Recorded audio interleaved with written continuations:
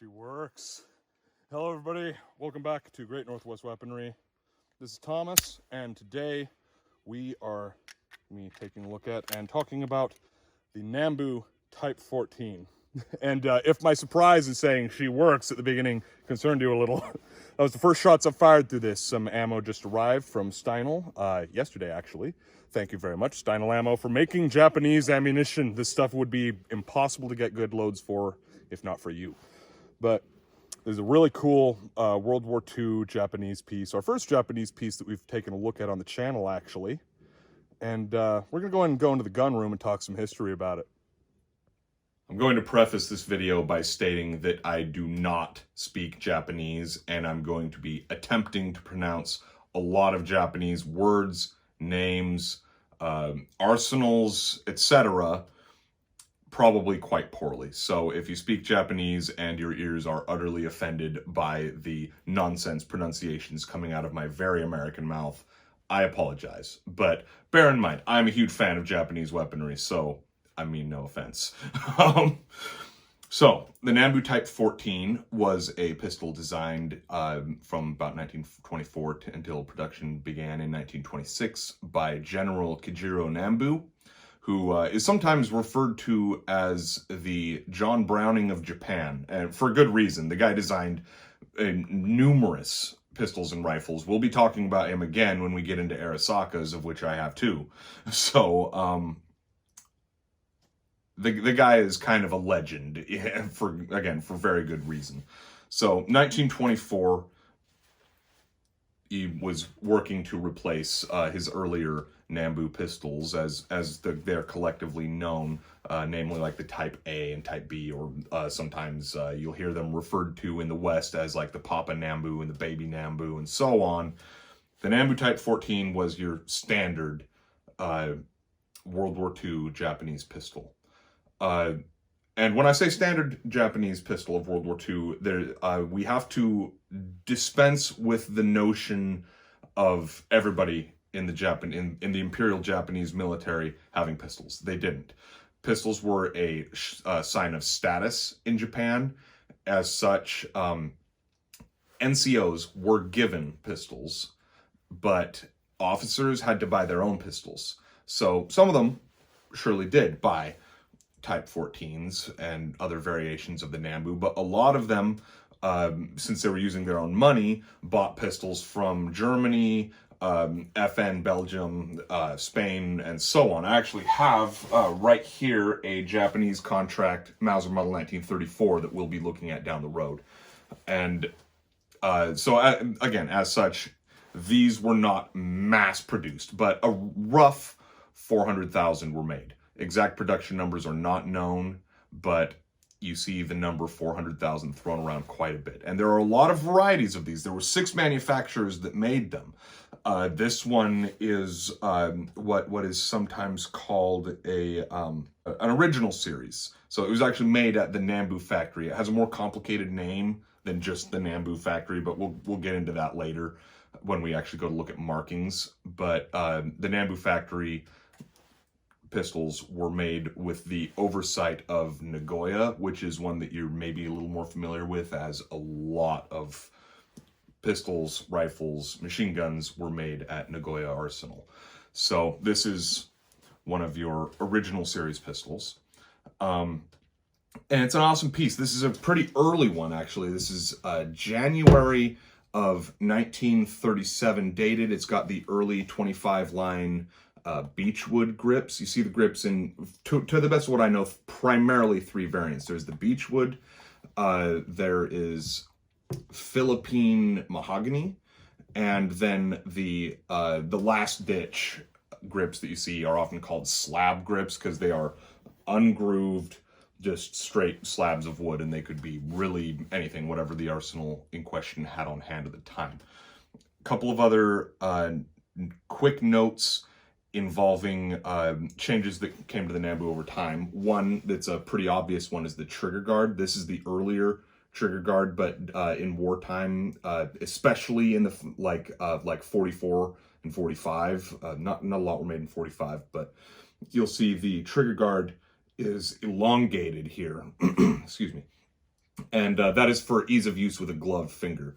So just real quick, this gun is on safe. Okay, now we're on fire. This gun is quite empty. So I'm going to put my finger on the trigger guard here. With a gloved finger, there's not a lot of room here. And these guns have a hair trigger. You may have noticed me jump actually on the first shot in the video, and that's because as I'd already said, that was the first magazine that I put through this gun, and the sheer lightness of the trigger surprised me, because one thing that should be known with Nambus, you should never, ever dry fire one of these. Firing pins are hard to replace, based on availability more than anything. Actually getting to the firing pin is fairly quick, though disassembly of this gun is kind of a mess. But replacing the firing pin is difficult, and they're very fragile. You're likely to break the firing pin firing the gun with proper ammunition loads. You're almost certain to break it if you dry fire it. So I generally leave this gun on safe when I'm not using it, just so someone doesn't accidentally pull the trigger. And now knowing how light the trigger is, that practice will be maintained for sure. But another thing that you see change over the years with the Nambu is the cocking piece on the back here. So you see this one has got deep like milled grooves into it. Later ones you'll see are solid. These deep milled grooves are not there. They're just a round piece. It's still knurled, so the edges here are knurled for grip texture. But these deep lines that make it so easy to grab hold of actually are done away with in later variants. Again, mostly like mid to late 1944 and on.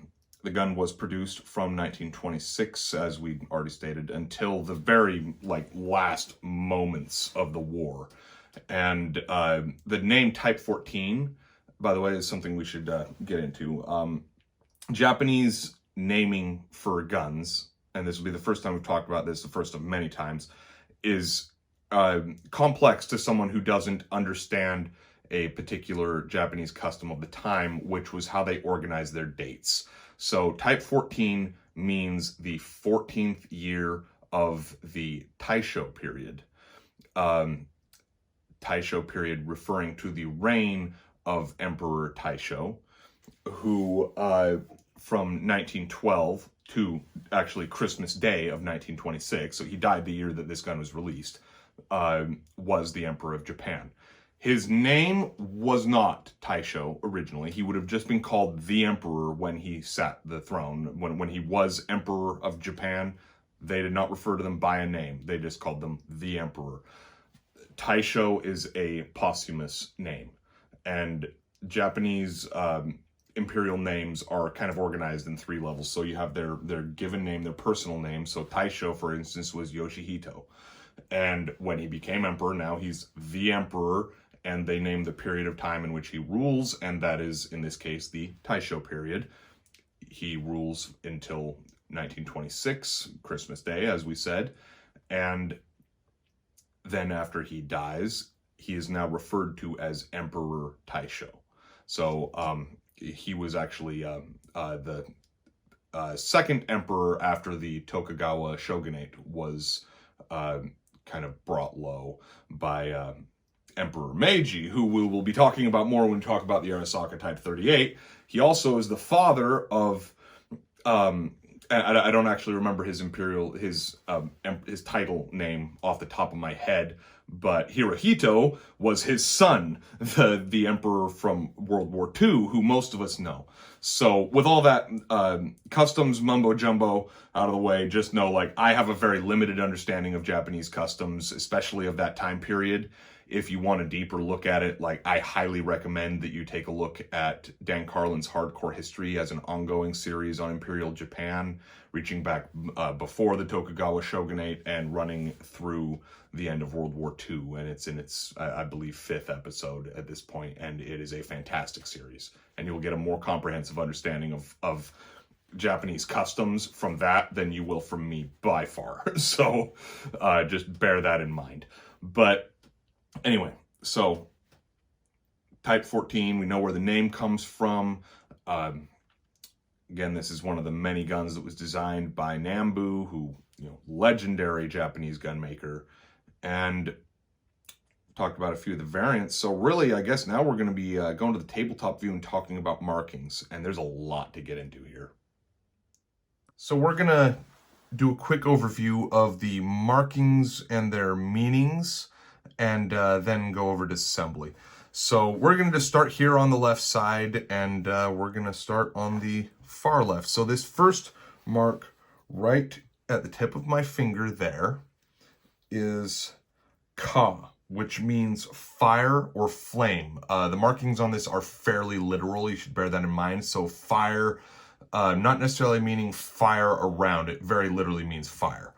And then your next marking would be An, meaning safe.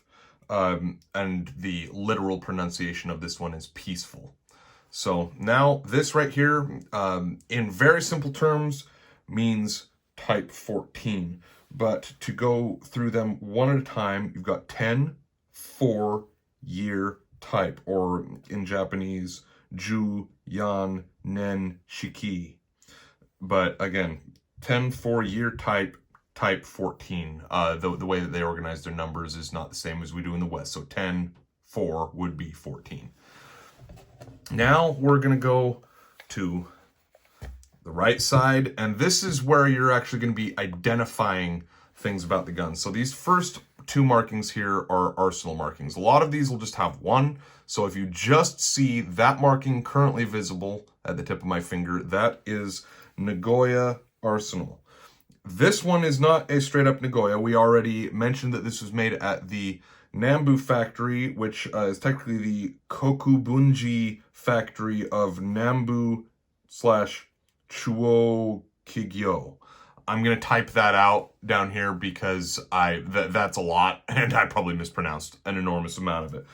But again, as I kind of fumblingly said earlier, this would be what would be called an original series, as it was made at the Nambu factory.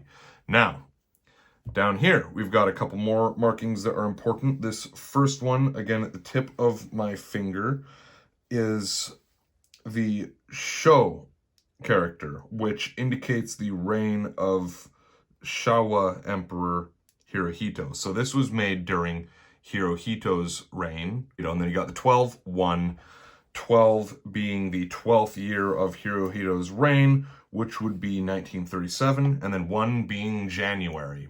Luckily for us, the month organization is the same as ours. So January of 1937. So this is a fairly early example. 11th year of production of the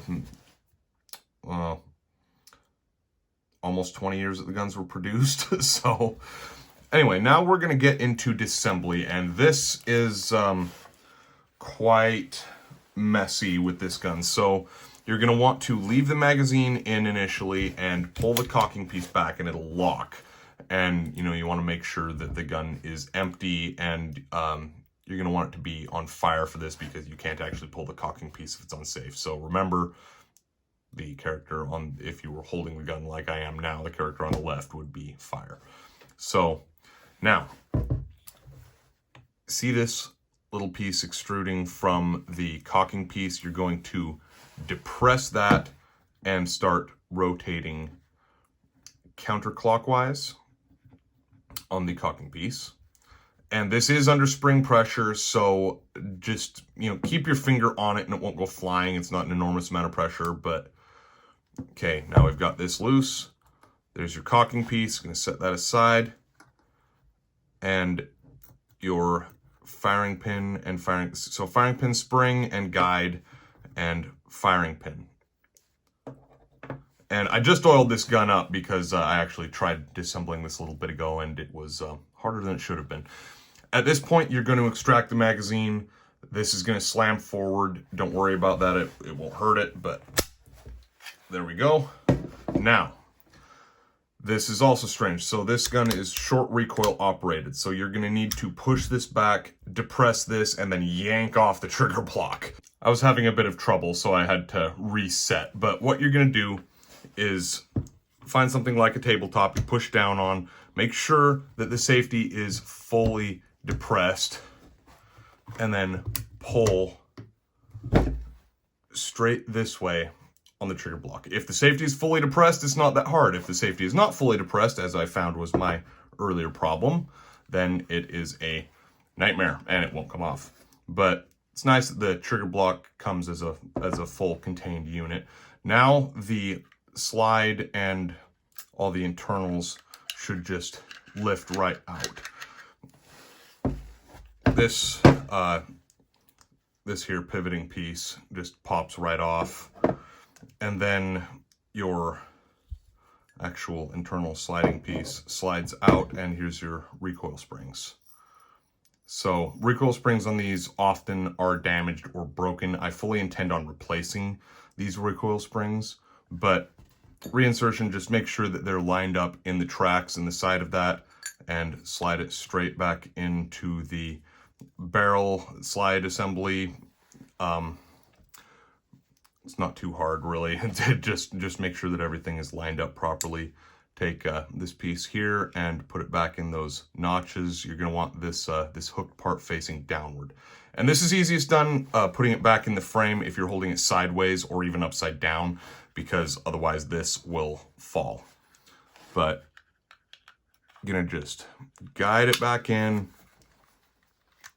Now you got to do the thing where you depress it on the table again and push in, and this track right here goes in this way. So I'm gonna push all the way down, depress all the way on the mag release, and click your trigger assembly back into place. Now everything should stay where you want it to. Now at this point you can reinsert your mag, and I'm gonna do just a little trick here. Just take your caulking piece and just like thread it on a little bit and open the gun up, because you're gonna need it to be open, at least for the last stages anyway, and otherwise it'll be a little more complicated. So you can take your firing pin, and there's a notch that lines up inside this track here, just slides in. And then your spring, make sure it's inside the firing pin. Good. Caulking piece goes over that, and that piece, trying to get it to where you can see it, sticks out the back there. And get started threading, and then depress until it lines up. This part can be a little complicated. So the reason this is complicated, guys, real quick, this piece right here needs to go inside that track while you're on your way down, and you can't really see it, so you want to get this just started threading, and then depress and try and find the spot where it actually falls into place as it's supposed to. There we go. Keep that held in while you're tightening this down. If the caulking piece is all the way forward before you start threading this on, it won't thread all the way down. But you want it to be so that this piece is extruding from the back and has room to do that. If you have that depressed and turn it too far, then this won't do that. Now the gun is ready to be loaded and fired. So loading the Nambu is very standard fare. You just, simply take your mag. I believe these only hold 8 rounds. I've got them loaded to 8, and if they hold more than 8, this is evil. This is the worst feeling thing I've ever tried to do, as I showed you earlier. But anyway, just insert your box magazine through the bottom like you would with really any other semi-automatic pistol. This is your safety right here, so this is safe, and if it's on safe, you can't cock the gun. This is fire. Now on fire, you're going to grab hold of the serrated parts of this plunger on the back, pull back, and let it slide forward. This one seems to be chambering well and ran well for that first 8, so let's see how this goes. I'm going to be firing this one-handed again as I did at the beginning, because, again, in the early 20th century, standard military practice across most, if not all, militaries was one-handed shooting. So let's go.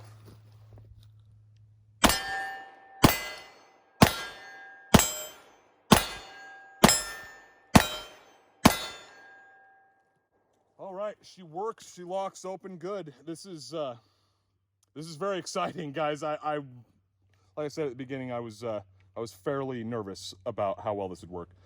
Mag extraction, you're gonna push down on that and pull using these ribs on the sides here. So pretty simple process, but a little different. And I've noticed this gun feels really strange in the hand, of anyone who's ever held a Nambu knows. It's also got a pretty high bore axis, and it really jumps around quite a lot in the hand.